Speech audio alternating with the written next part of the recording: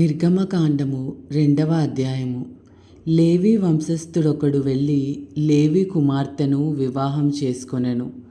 ఆ స్త్రీ గర్భవతి అయి కుమారుని కని వాడు సుందరుడై ఉండుట చూచి 3 నెలలు వానిని దాచెను.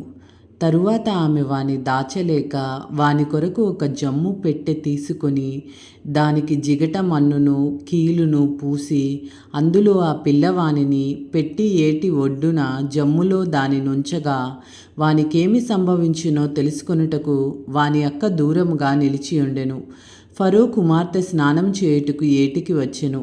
ఆమె పనికత్తెలు ఏటి ఒడ్డున నడుచుచుండగా ఆమె నాచులోని ఆ పెట్టెను చూచి తన పనికెత్తనొకతను పంపి దానిని తెప్పించి తెరచి ఆ పిల్లవాడిని చూచినప్పుడు ఆ పిల్లవాడు ఏడ్చుచుండగా చూచి వాని యందు కనికరించి వీడు హెబ్రీయుల పిల్లలోనొకడునెను. అప్పుడు వాని అక్క ఫరో కుమార్తెతో, నీ కొరకు ఈ పిల్లవాన్ని పెంచుటకు నేను వెళ్ళి హెబ్రీ స్త్రీలలో ఒక దాదిని పిలుచుకొని వత్తునా అనెను. అందుకు ఫరో కుమార్తె వెళ్ళుమని చెప్పగా ఆ చిన్నది వెళ్ళి ఆ బిడ్డ తల్లిని పిలుచుకొని వచ్చెను. ఫరో కుమార్తె ఆమెతో, ఈ బిడ్డను తీసుకొని పోయి నా కొరకు వానికి పాలిచ్చి పెంచుము, నేను నీకు జీతమిచ్చేదనని చెప్పగా ఆ స్త్రీ ఆ బిడ్డను తీసుకొని పోయి పాలిచ్చి పెంచెను. ఆ బిడ్డ పెద్దవాడైన తరువాత ఆమె ఫరో కుమార్తె యొద్దకు అతన్ని తీసుకొని వచ్చెను. అతడు ఆమెకు కుమారుడాయెను. ఆమె నీటిలో నుండి ఇతన్ని తీసితినని చెప్పి అతనికి మోషే అను పేరు పెట్టెను. ఆ దినములలో మోషే పెద్దవాడై తన జనుల యొద్దకు పోయి వారి భారములను చూచెను. అప్పుడతడు తన జనులలో ఒక హెబ్రీయుని ఒక ఐగుప్తీయుడు కొట్టగా చూచెను. అతడు అటూ ఇటూ తిరిగి చూచి ఎవడునూ లేకపోగా ఆ ఐగుప్తీయుని చంపి ఇసుకలో వాణ్ణి కప్పిపెట్టెను. మరునాడు అతడు బయట నడిచి వెళ్ళుచుండగా హెబ్రీయులైన మనుష్యులిద్దరూ పోట్లాడుచుండిరి. అప్పుడతడు అన్యాయము చేసిన వానిని చూచి నీవేళ నీ పొరుగు వానిని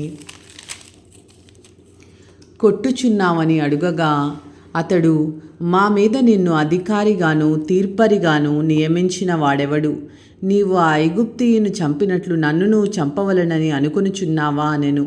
అందుకు మోషే నిశ్చయముగా ఈ సంగతి బయలుపడెననుకొని భయపడెను.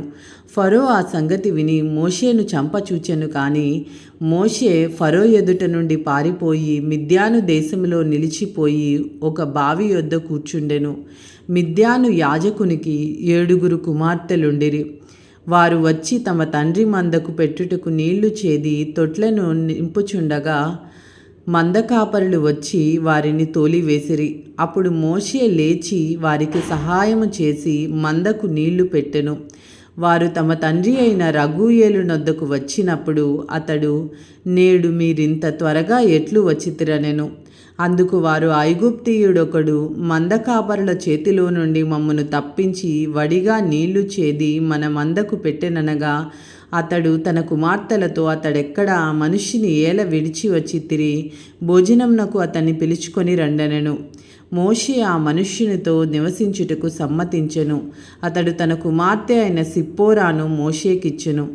ఆమె ఒక కుమారుని కనినప్పుడు మోషే, నేను అన్యదేశములో పరదేశినై ఉంటెననుకొని వానికి గెర్షోము అను పేరు పెట్టెను. అలాగున అనేక దినములు జరిగిన మీదట ఐగుప్తు రాజు చనిపోయెను.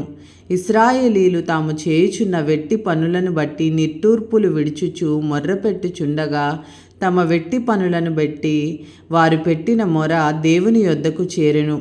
కాగా దేవుడు వారి మూలుగును విని అబ్రహాము, ఇస్సాకు, యాకోబులతో తాను చేసిన నిబంధనను జ్ఞాపకం చేసుకొనెను. దేవుడు ఇశ్రాయేలీయులను చూచెను. దేవుడు వారి యందు లక్ష్యముచ్చెను. ఇది ఏలిన వారి వాక్కు. సర్వేశ్వరునికి వందనములు. హల్లెలూయా.